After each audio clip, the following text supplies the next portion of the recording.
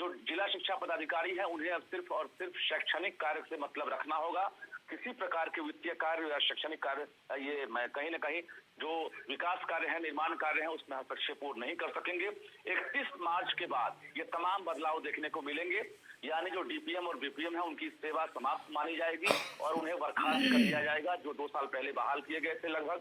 और के पाठक ने ये प्रयोग किया था कि तमाम ब्लॉक से लेकर जिले में जो बीपीएम है, डीपीएम है, वो विकास कार्य से लेकर निर्माण कार्य हो, शैक्षणिक कार्य हो, उसमें वो निगरानी करते थे और जांच पड़ताल में करते थे। लेकिन अब जो है ये बदलाव किया गया है और ये देखना होगा कि आखिर ये 31 मार्च के बाद जो बदलाव किए जा रहे हैं इसका ग्राउंड पर कितना असर पड़ता है, क्योंकि ये बड़ा फैसला है और बड़ा बदलाव माना जा रहा है। विवा, बिल्कुल, बहुत बहुत शुक्रिया रजनीश इस तमाम जानकारी के लिए।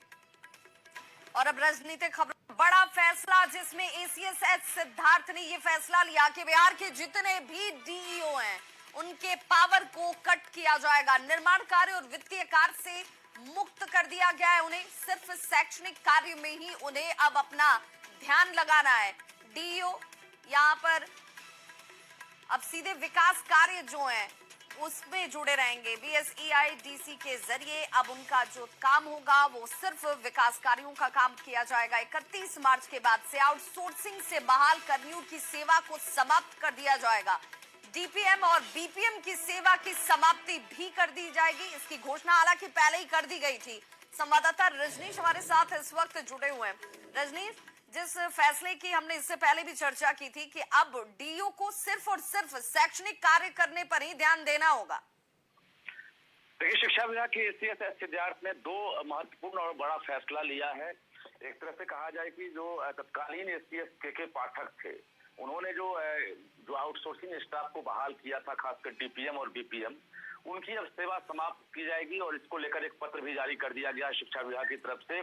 यानी शिक्षा विभाग के एसीएस सिद्धार्थ की माने तो उन्होंने कहा बहुत सारी शिकायतें आ रही थी जिसको लेकर ये बदलाव किया जा रहा है। और दूसरी बड़ी बात यह है कि जो बिहार के जिला शिक्षा पदाधिकारी हैं अलग अलग जिले के, उनका पूरी तरह से पावर कट माना जाएगा। यानी जो निर्माण कार्य कराते थे वो और जो वित्तीय कार्य में हस्तक्षेप करना या वित्तीय कार्य को निपटारा करना, अब उसमें हस्तक्षेप नहीं करेंगे। अब ये काम जो है बीएसईआईडीसी जो है उसको ये दे दिया गया है और जो एजेंसी है उसके माध्यम से अब जो है तमाम काम होंगे। यानी हेडमास्टर जो होंगे स्कूल के वो सीधे ऑनलाइन आवेदन करेंगे। अगर उनको भी किसी भी काम करना है तो वो सीधे आवेदन करेंगे और बीएसईआईडीसी जो है उसके लिए 50,000 तक की राशि जो है विभाग की तरफ से भेजी जाएगी और जिसके बाद ये काम होगा।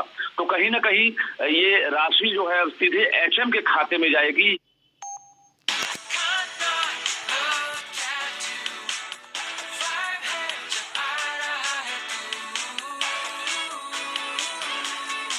Get the convenience of Honda.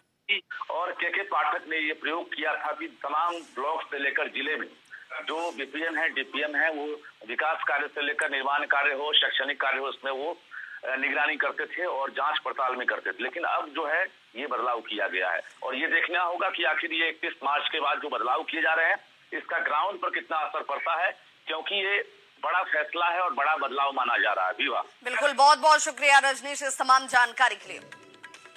और अब राजनीतिक